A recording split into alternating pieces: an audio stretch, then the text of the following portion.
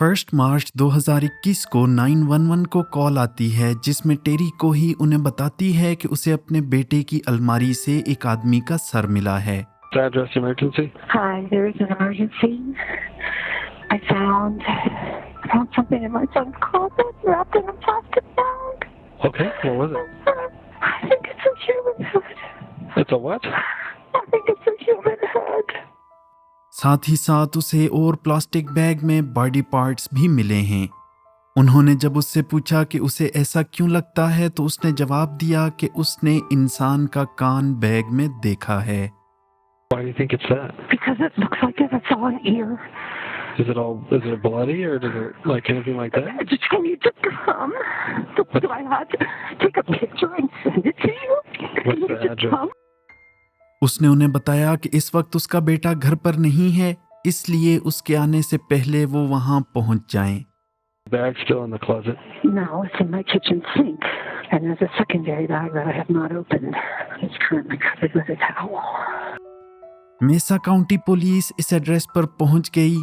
उन्होंने कोई भी सायरन नहीं बजाया ताकि उसका बेटा कहीं भाग ना जाए। जब वो वहां पहुंचे तो उन्होंने देखा कि पूरी फैमिली घर के बाहर खड़ी है। पुलिस ने उसके बेटे से पूछा तो उसने बताया कि उसके पेरेंट्स को उसकी अलमारी से आदमी का सर और हाथ मिले हैं।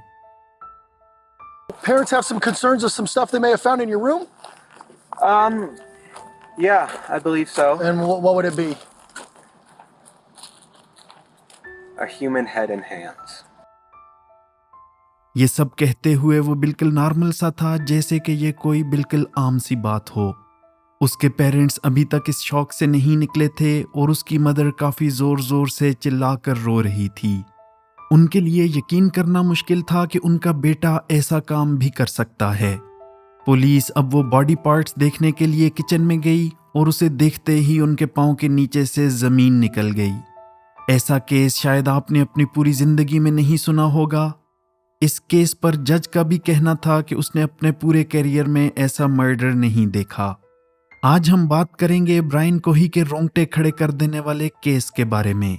बचपन से वो एक नॉर्मल किड था, लेकिन जैसे जैसे वो बड़ा होता गया उसका बिहेवियर चेंज होता गया। ब्रॉडवे एलिमेंट्री स्कूल से उसने स्टडी की थी, जो कि उसके घर के करीब ही था। इसके बाद उसने ब्रुकलिन मिडिल स्कूल में एडमिशन लिया। वहाँ से ग्रेजुएशन के बाद वो क्लर्क की जॉब करने लगा। वो पूरे वीक में 2-4 दिन ही जॉब पर जाता था।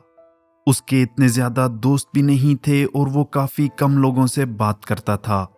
उसकी मदर का कहना था कि जब वो 15 साल का था तब से ही वो सीरियल किलर के साथ ऑब्सेस्ड था।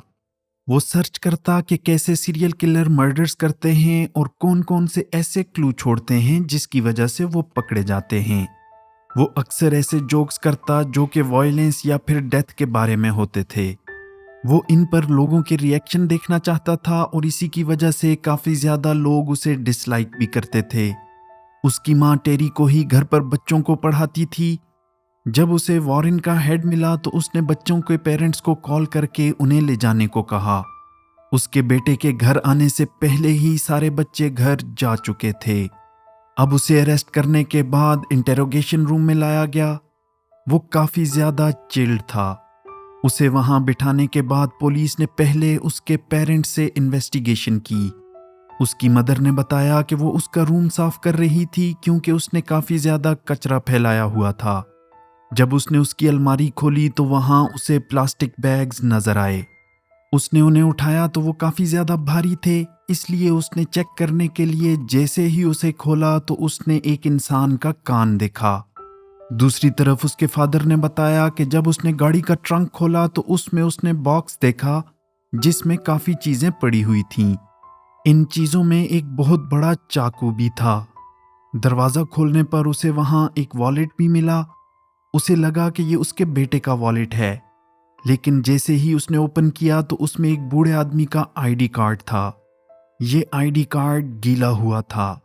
यहाँ पर इन्वेस्टिगेटर्स को पता चला कि पुलिस 2 दिन पहले ब्रायन को पकड़ते पकड़ते रह गई थी। 28 फरवरी की रात 2 बजे ब्रायन की गाड़ी बोट रैंप में फंस गई थी। उसने रात को अपनी मदर को कॉल करके बुलाया। जल्द ही उसके पेरेंट्स उसकी हेल्प करने वहां पहुंच गए। उन्होंने देखा कि उसकी गाड़ी आधे से ज़्यादा पानी में थी। یہاں انہیں پولیس کی ضرورت پڑی۔ جب پولیس وہاں آئی تو اس نے انہیں یہ ریزن بتائی کہ اس نے گاڑی غلطی سے پارک کی تھی اور وہ آہستہ آہستہ سلپ ہو کر پانی میں چلی گئی۔ گاڑی نکالنے کے بعد برائن گھر چلا گیا۔ Hi.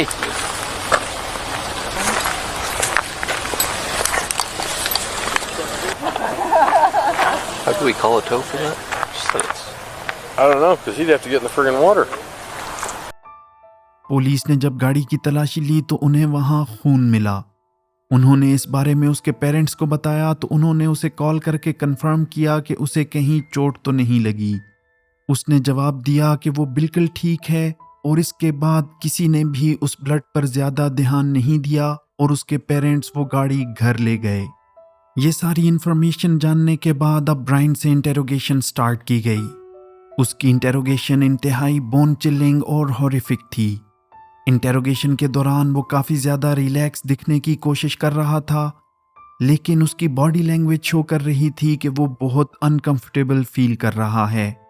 اس سے پہلے برائن کی مدر نے انویسٹیگیٹرز کو بتایا تھا کہ اسے ADHD اور آٹزم ڈس آرڈر ہے۔ انٹیروگیشن سٹارٹ کرنے سے پہلے اسے اس کے رائٹس پڑھ کر سنائے گئے اور اس پر سائن کروایا گیا۔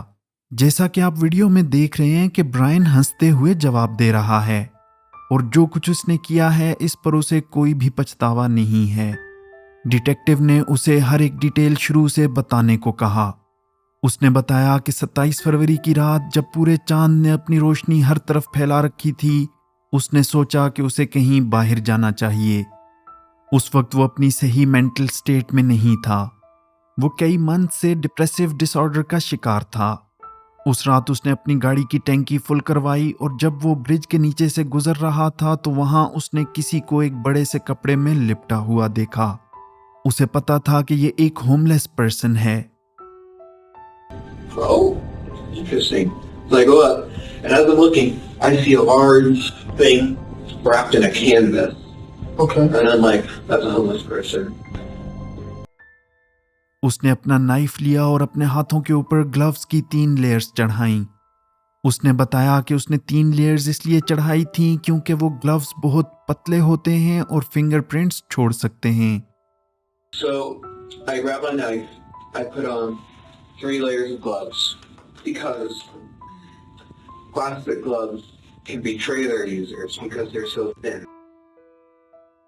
اس کے بعد اس نے اس کے اوپر سے کپڑا ہٹایا اور اس کی نیک میں اپنا چاقو مارنے لگا۔ وہ بوڑھا آدمی چلانے لگا کہ وہ کیا کر رہا ہے، لیکن وہ اس کی سنے بغیر اس کی گردن میں مارتا ہی جا رہا تھا۔ برائن نے انویسٹیگیٹرز کو پورا ایکٹ کر کے دکھایا کہ وہ کیسے اس کو نائف سے مار رہا تھا۔ I took the knife, I pulled back the canvas, and I stabbed his neck. He was panicking at first in his old man voice. He was in his 50s. I know why I call him old man. He was saying, "What are you doing? What are you doing? Why? Ah!" And I just kept on stabbing his neck. This is okay if I do a demonstration. Oh, yeah. This is him. I was straddled on top of him like this. Okay.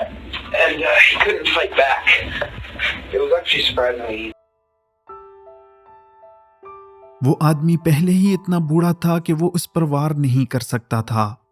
اس نے بتایا کہ پہلے تو اسے یہ لگا کہ اسے مارنا بہت ٹف ہوگا، لیکن ایکچولی میں اس کے لیے یہ کام بہت ایزی تھا۔ اسے مارتے وقت وہ جانوروں کی آوازیں نکال رہا تھا۔ برائن بہت ایکسائٹڈ تھا جب وہ انویسٹیگیٹرز کو اپنے خوفناک کرائم کے بارے میں بتا رہا تھا۔ آپ اس کے چہرے پر اسمائل دیکھ سکتے ہیں کہ وہ دوبارہ سے اسے یاد کر کے کتنا خوش ہو رہا ہے۔ 1 منٹ تک چاقو سے اسے مسلسل مارنے کے بعد جب وہ رکا تو اس وقت بوڑھا آدمی اپنی آخری سانسیں لے رہا تھا۔ اس وقت تک اس کی آدھی گردن کٹ چکی تھی۔ رات کے 11 بج رہے تھے اور کوئی بھی وہاں ڈرائیو نہیں کر رہا تھا۔ وہ آدمی پلر کے پیچھے سویا تھا، اس لیے جب اسے مار بھی رہا تھا تو کسی کو دکھائی نہیں دے رہا تھا۔ اس کے بعد اس نے اس کی بیلی کو کاٹا۔ وہ ہنستے ہوئے بتا رہا تھا کہ اس کی بیلی اندر سے بہت زیادہ پنک تھی۔ جب پولیس اس برج کے نیچے پہنچی تو ان کے لیے یہ سین کسی ہارر مووی سے کم نہیں تھا۔ انہوں نے ہر جگہ اس کے باڈی پارٹس بکھرے ہوئے دیکھے۔ Yeah. Because there's an arm. There's an arm, there's another arm. Okay, hold on. Do some pictures. Right, here's a leg.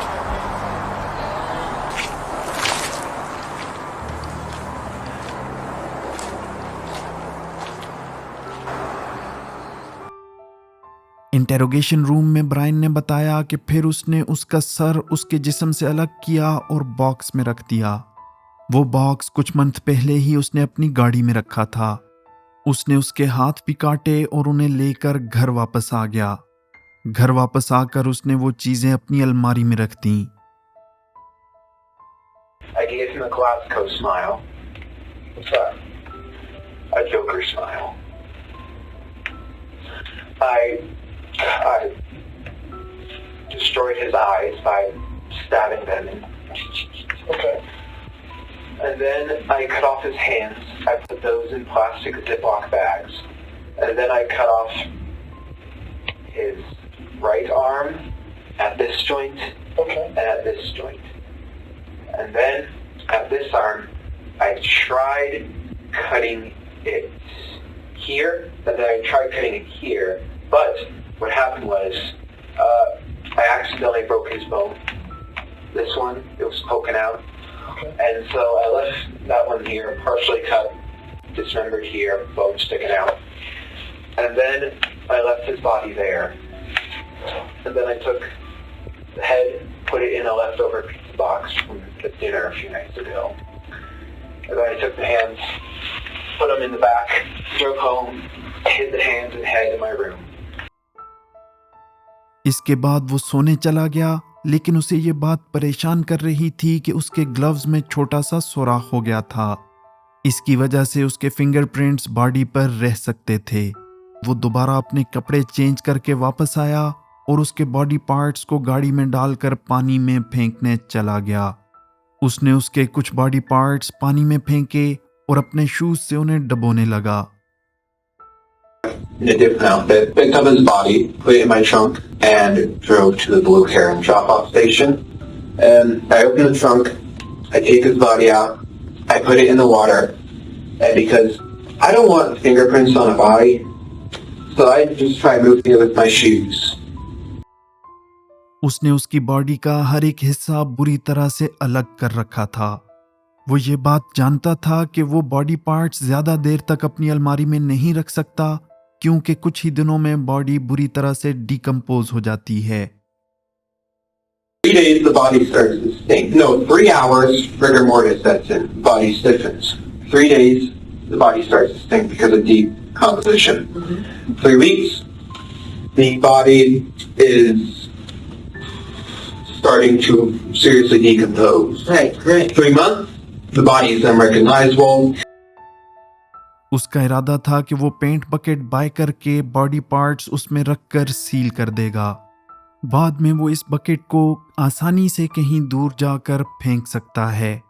इससे पहले कि वो ये सब काम करता, उसकी मदर उसके रूम में आ गई। जल्द ही इस बॉडी को आइडेंटिफाई किया गया और वो बॉडी वॉरेन की थी। वो 69 इयर्स का था और ब्रिज के नीचे वो रात को सोया करता था। वहाँ की कम्युनिटी में वॉरेन काफ़ी ज़्यादा पॉपुलर था। वो पूरा दिन कम्युनिटी वालों के साथ ही स्पेंड करता और कोई दिन भी ऐसा नहीं गुजरता था जिस दिन वो वहाँ न जाता हो। कम्युनिटी के लोग उसकी काफ़ी ज़्यादा केयर करते थे, इसलिए जब वो उनकी शॉप पर नहीं आया तो उन्होंने पुलिस को कंप्लेन किया। कम्युनिटी के काफ़ी ज़्यादा लोग पुलिस के पास आए और उसकी डिटेल्स देने लगे। वो उसके लिए बहुत ज़्यादा परेशान थे। उनका कहना था कि वॉरेन उनकी फैमिली का एक हिस्सा था। वो हर रोज़ वहाँ जाता और उनके साथ टाइम स्पेंड करता। इसके अलावा दूसरे होमलेस पर्सन्स भी वहाँ आते रहते। फॉरेंसिक रिपोर्ट से ये शो हुआ कि उसे 30 बार से ज़्यादा नाइफ से अटैक किया गया। ब्रायन ने इन्वेस्टिगेटर्स को बताया कि वो जानता है कि उसने जो क्राइम किया है उसके लिए उसे कम से कम 15 से 20 साल सज़ा तो होगी। उसने ये भी पूछा कि उसे कौन सी जेल में भेजा जाएगा। उसने ये भी शेयर किया कि उसे ऐसा लगता है कि उसके रूम में हर एक चीज़ पर आंखें हों और वो उसे घूरती हों। कई बार उसे ऐसा फील होता है कि लोग विंडो के बाहर से खड़े होकर उसे देखते रहते हैं। اسے ایسا لگتا ہے کہ اس کے بیڈ میں سے بلیڈز نکل کر اس کے ٹکڑے ٹکڑے کر دیں گے۔ انٹیروگیشن سے یہ بات تو کلیئر تھی کہ اس نے کسی کو مارنے کا پلان پہلے سے ہی بنا رکھا تھا۔ وہ پہلے تو کسی پروسٹیٹیوٹ کا مرڈر کرنے کا سوچ رہا تھا، کیونکہ ان لوگوں پر کوئی زیادہ دھیان نہیں دیتا۔ اگر کوئی غائب بھی ہو جائے تو کسی کو پتہ نہیں چلے گا۔ لیکن جب اسے پل کے نیچے سویا ہوا وارن نظر آیا تو اس نے وہیں اپنا ارادہ چینج کر کے اس کا مرڈر کر دیا۔ ڈیٹیکٹیو نے جب اس سے پوچھا کہ اسے اس سب کے بعد کیسا لگ رہا ہے تو اس نے تب بھی صرف اپنے بارے میں سوچ کر کہا، اسے لگتا ہے کہ اگلے 15 سال وہ جیل میں ہی گزارے گا۔ اس کا ٹرائل 17 جنوری 2022 کو رکھا گیا۔ ٹرائل کے دوران اس نے اپنی غلطی نہیں مانی، کیونکہ اس کا کہنا تھا کہ وہ اس وقت مینٹلی طور پر ٹھیک نہیں تھا۔ مینٹلی طور پر ٹھیک نہ ہونا یہ اس کے لیے ایکسکیوز تھا اپنے کرائم کو کور کرنے کے لیے۔ کئی سائیکالوجسٹ سے چیک کروانے کے بعد اسے ٹرائل کے لیے اسٹیبل قرار دیا گیا۔ ٹرائل کے دوران بھی اسے اپنے کیے پر کوئی شرمندگی یا پچھتاوا نہیں تھا، بلکہ وہ ہنس رہا تھا۔ اس کی ماں کورٹ میں وارن کے ہیڈ کے بارے میں بتاتے ہوئے رو رہی تھی، لیکن پھر بھی اس کا بیٹا کوئی ایموشنز شو نہیں کر رہا تھا۔